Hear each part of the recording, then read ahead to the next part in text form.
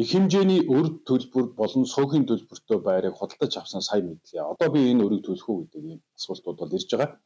За ялангуяа сууц өмшигчтэй холбооны эрх зүйн байдлын тухай хуулиараа сууцыг одоо худалдаж авч байгаа хүн орон сууцыг одоо шилжүүлж авахаас өмнө тухайн сууцтай холбоотой үүрэг байгаа эсхийг одоо худалдагч болон холбогдох байгууллагаас магадлах, тодруулах ийм үүрэгтэй байдаг. За энэ үүргээ биелүүлэхээс болоод орон сууцыг шилжүүлж аваад цааш эзэмшиж явж байгаа хүн өмнө нүүсэн бүх үр төлбөрийг хуулийн дагуу төлөх үүрэг хүлээдэг. Тэгэхээр та бүхэн маань шинээр орон сууц худалдаа авах эсвэл орон сууцыг одоо урд нь ашиглаж ирсэн орон сууцыг худалдаж авч байгаа тохиолдолд тухайн одоо орон сууцн дээр цөөхөн болон бусад конторын одоо цахилгаан дулааны төлбөр байгаа эсхийг харьяалагдах одоо холбогдох байгууллагаас болон худалдагчаас одоо тодруулах хэрвээ тийм үр төлбөр байх юм бол түүнийг нь төлүүлсний дараа сууцыг одоо шилжүүлж авах ийм одоо ажлыг хийж яах нь танд дараа нь үүсэх эдийн засгийн эрсдлийг багасгаж байгаамаа гэдгийг зөвлөж байна.